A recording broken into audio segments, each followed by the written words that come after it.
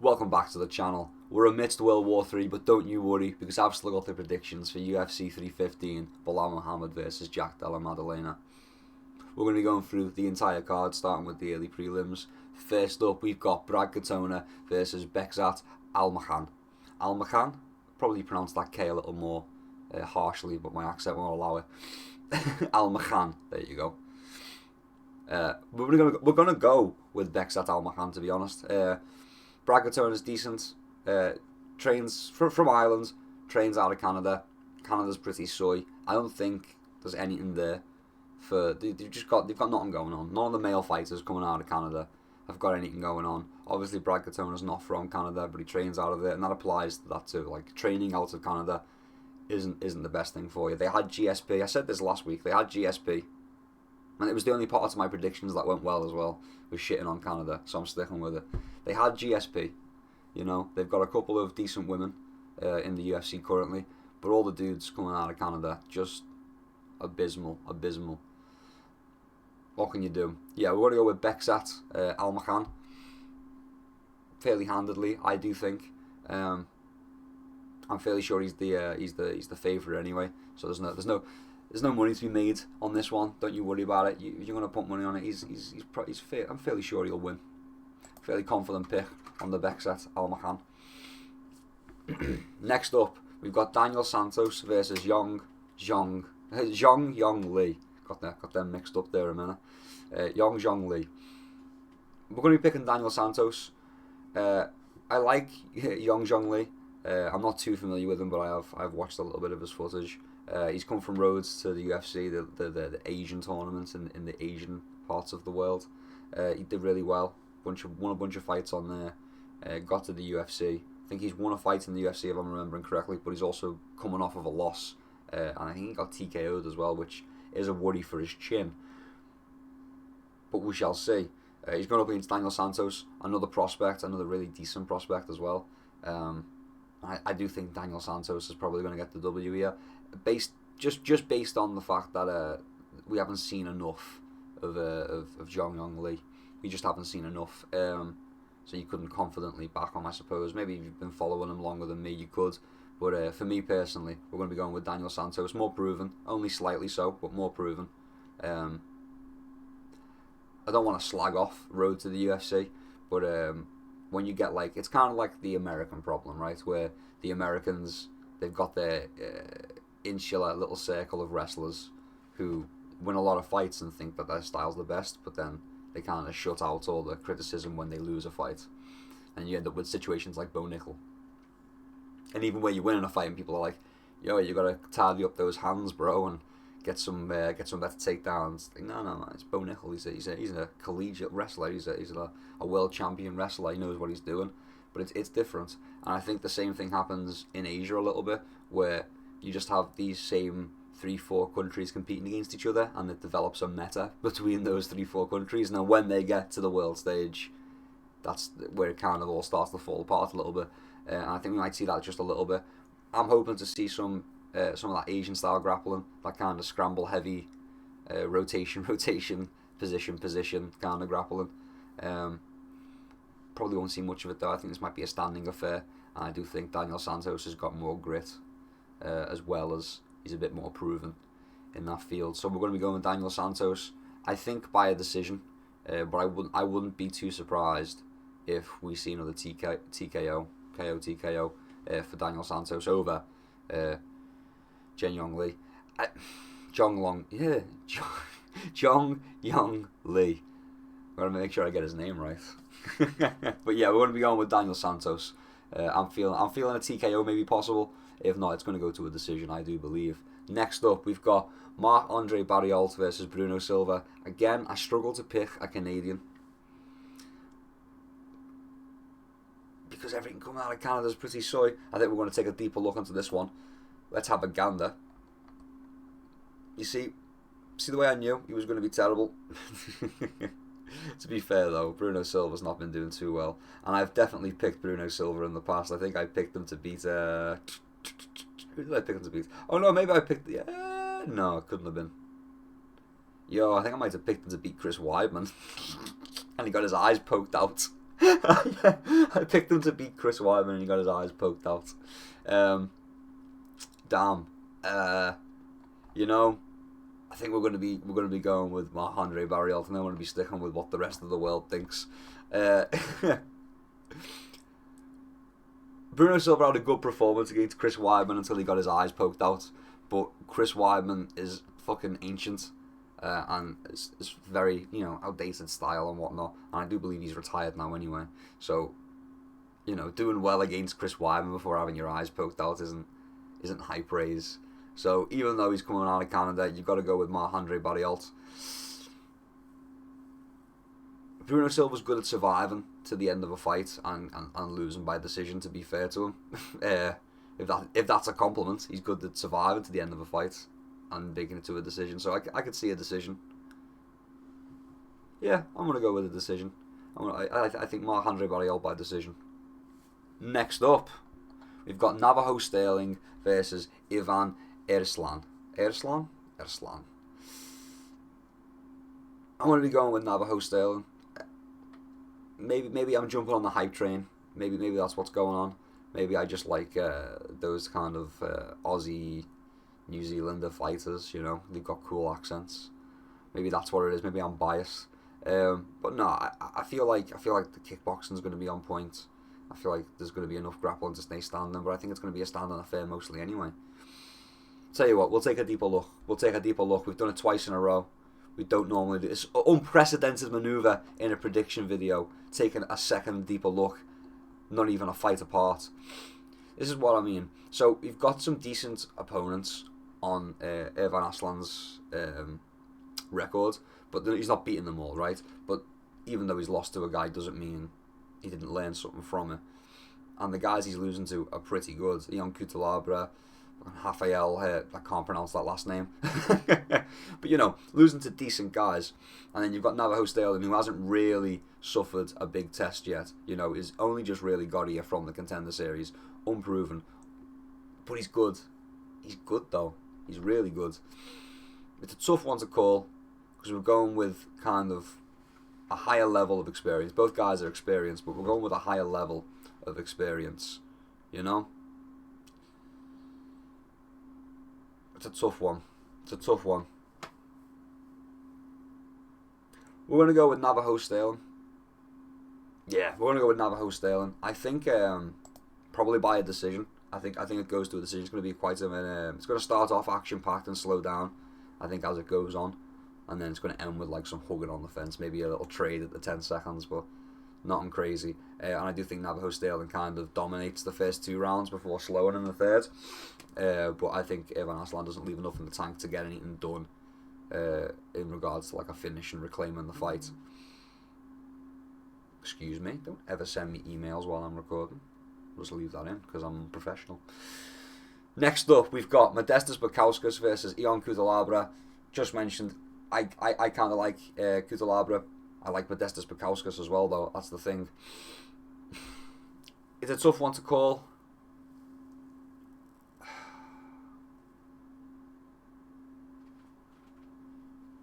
I feel like Modestas Bukauskas is probably the favourite here. Let me check. Let me check who's the favourite. I feel like Modestas Bukauskas is probably the favourite here, but no, it's even. Oh, okay. He's the underdog. Okay. See, I was thinking Cutelabra anyway. Yeah, I'm gonna be going with Cutelabra. Seems like the odds agree with me, so it's not even a decent thing. It's fairly evens though. So it's a tough one. It is a tough one to pick, to be fair. I'm gonna go with Cutelabra. Yeah, I'm gonna go with Cutelabra. I think by a decision again. We're gonna get a couple of decisions. I know I say this every card like it's a surprise. We know we're gonna get decisions. It's the UFC. Next up, another decision: Jessica Andrade versus Jasmine Judavicius. We're picking Jasmine Judavicius. I said earlier, the women out of Canada are actually pretty good. For some reason, the men are terrible coming out of Canada, but the women are pretty decent. So you got Jasmine Judavicius, who is also Canada's last great hope for a champion, versus Jessica Andrade. Kind of a spotty record. Got a lot of fights, got a lot of experience, but definitely a spotty record. Definitely undersized. not weight-wise, but height and reach-wise, a little bit undersized, is Jessica Andrade for this fight. Happens quite a lot. She's got short arms. Short air arms, I suppose. Yeah, we're going to go Jasmine Judavicius. I think the physical advantages are in her favour. And if she just plays to them, I feel like she's going to get the job done. Like, it's a fair height and reach advantage she's got. And if she can just avoid overhands and takedowns, she'll be fine, and she can just skate to a victory without having to get a finish. And typically women don't get a finish, so we're gonna go with Jasmine Judavicius, probably by decision. Next up, we've got Mike Malott versus Charles Radke. You know what I'm going to say? I don't rate Canada that highly. I don't think fighters coming out of Canada do that well. I mean, statistically, provenly they don't. So, we're going to be going with Radke. I think Radke could sleep him, to be honest. It is a possibility. Should we take a deeper look? We're going to take a deeper look. I do think Radke could sleep him, but I don't think he will, is the problem. See, Mike Malott, as much as I'll give him the grief, he's pretty good at surviving and getting into a position where he can use his grappling to get the advantage and get the win. Like, he is good at doing that. He's good at surviving the positions where he's not good and then turning the fight to somewhere where he can win and getting a submission or something. And he leaves his chin out there to get hit.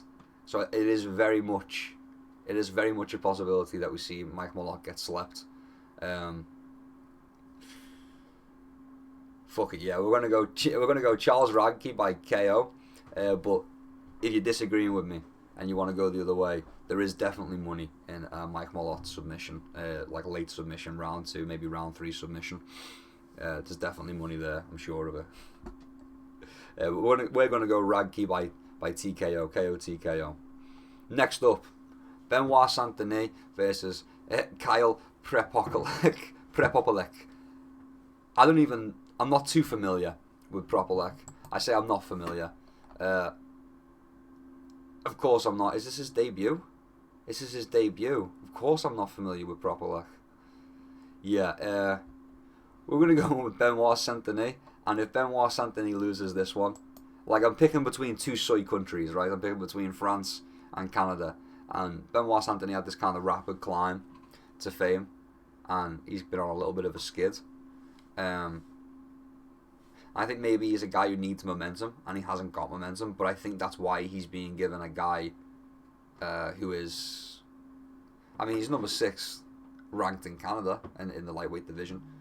So, he's being given but he's being kind of fed a guy who, if he doesn't beat them, they can kind of disregard him as a contender, and maybe even consider cutting him from the sport maybe in a few more fights, and trying to replace him with, another prospect. They can put some hype behind. But I think this is... See, it's tough because he's already on the skid and he hasn't got the momentum. So if he can't win this fight, I don't think we ever really hear from Benoit Saint-Denis again. Like, he's a guy who needs his momentum, I feel like. And now that kind of aura's gone, he's just not the same guy. And they're putting him against the guy who's unproven at this level. So it's kind of like a head work of a fight, not just for me picking, but for Benoit Saint-Denis going into it. I bet you. Maybe it's in a last minute replacement or something too. I don't know. We're gonna pick Benoit Saint-Denis to get some momentum back, because it'd be a shame to see him go now. I know I'm picking between Soy Canada and Soy France, but I think Soy France beats Soy Canada. So we're gonna go with Benoit Saint-Denis. Next up, you've got Alexa Grasso versus Natalia Silva. Tough one for me to pick, mostly because who gives a shit? We're going to be picking Alexa Grasso. Yeah, we're going to go with Alexa Grasso. It's going to be a boring fight. I think it's going to go to a decision anyway. But we're going to go with Alexa Grasso by decision and move very swiftly on, because who the fuck cares? Next up, we've got Jose Aldo versus Ayman Zahabi. I'm a Jose Aldo fan. Zahabi's coming from Canada again. He's a fighter out of Canada. Can you rate him that highly? I don't know. Tell you what, we'll give him a chance. We'll take a deeper look.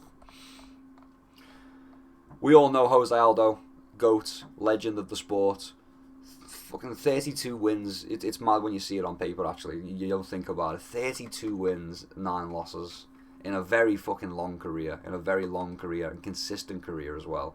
Versus a new rising contender. Decent performances, to be fair to him.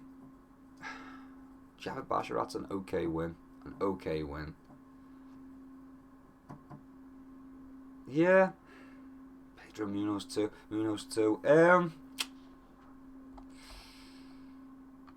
Is Aldo the favourite? Yeah.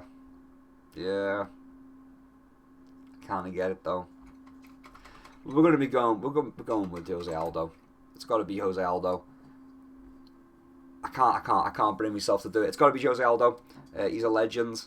I think he continues to win fights for another few more years. He's kind of like an anomaly like that. So yeah, we're going to go with Jose Aldo. I could see him getting a TKO. I'm not going to lie. Against a less experienced Zahabi. Yeah, we're going to go with Jose Aldo. Probably by a decision, but I wouldn't be surprised if we get a late finish out of the absolute king, out of the legend himself. Next up, Valentina Shevchenko versus Manon Fiorot. We're going with Valentina Shevchenko. Sure, she's lost recently. I'm sure she's gotten that back since, if my memory is not failing me. There's a lot of fights on this card. Forgive me. Yeah. So she suffered a loss, the draw, and then won the belt back, right? I suppose. There you go. That was the whole kerfuffle. I don't think Manon Fiorot's the one to do it. I'm going to be honest with you. I just don't think she's the one to do it. I think Valentina Shevchenko is just better in every position. And even in the position, again, it's one of those situations where Valentina Shevchenko is so well-rounded that even if you are better in the stand-up, she could just not fight you in the stand-up and beat you everywhere else. If you are better in the grappling, she can just keep it standing and not let you take her down. She's that well-rounded. Manon Fiorot's good, but I think Valentina Shevchenko is on another level, and I think that'll be shown quite handily. But then again, Valentina has been faltering. Like, she got choked out by Alexa Grasso, and then she had a draw with Alexa Grasso, regardless of how you feel about that split decision draw. And then she comes back and she beats Alexa Grasso. It's a strange one. It's a tough one. Getting older now too, 37, getting closer to 40. Slightly smaller than her opponent. But no, I'm sticking with Valentina Shevchenko to beat Manon Fiorot. I think it goes to a decision. But I won't be surprised. I don't think Manon Fiorot's the one to do it, but I won't be surprised if we see Valentina Shevchenko start to falter again. Just age and having so much time with it. After I say Jose Aldo is going to do well, even in his age, but Jose Aldo's a different experience. Jose Aldo's not champion anymore, and he's not fighting a top contender. He's fighting a tough guy, but he's not fighting a top contender. Valentina Shevchenko's still champion and fighting second best in the division.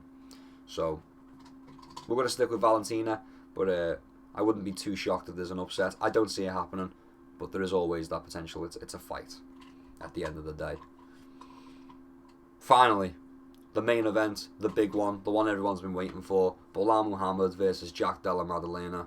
Now, this fight has the potential to be pretty fucking boring. I want to pick Jack Della Maddalena. I'm not too big of a fan of Belal Muhammad's fight style, but you've got to give him credit to win fights in the way he wins them. You've got to have some skill to do it. Dominant champion as well. You can see the makings of a dominant champion from Belal. It's a tough one to pick. It really is a tough one. It's more because of my bias, I suppose, than anything. Because you've got to respect that Belal Muhammad's doing his thing and he is winning doing it. And Jack Della Maddalena is, he's got the kickboxing. Has he got the takedown defense? Has he got the stamina to keep defending those takedowns and then transitioning back into his striking? Like, he's good. He's got a decentish ground game too. But I don't know if it's enough to survive the onslaught of Belal Muhammad. As much as I want to pick Jack Della Maddalena, I feel like I'm going to have to pick Belal Muhammad. It's unfortunate. because I am a Jack Della Maddalena fan. Quiet guy, you know, understated dude, but great performances inside the cage.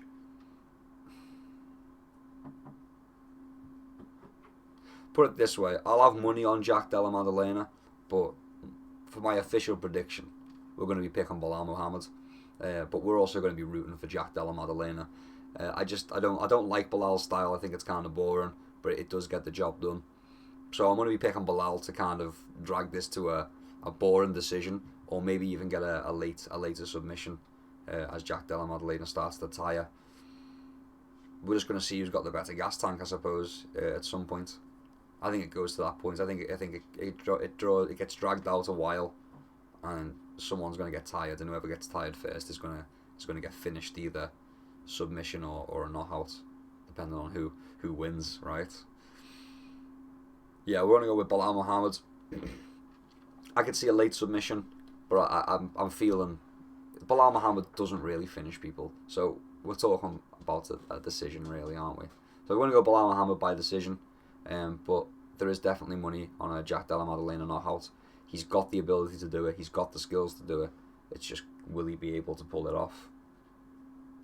And that concludes this prediction video. If you enjoyed it, please leave us a like. Please subscribe. We're almost at 1,000 subscribers. Help out. Get on the ground floor of a budding enterprise and win yourself some cash. But until next time, keep your chin down. Keep swinging. Peace and love. I'll see you around.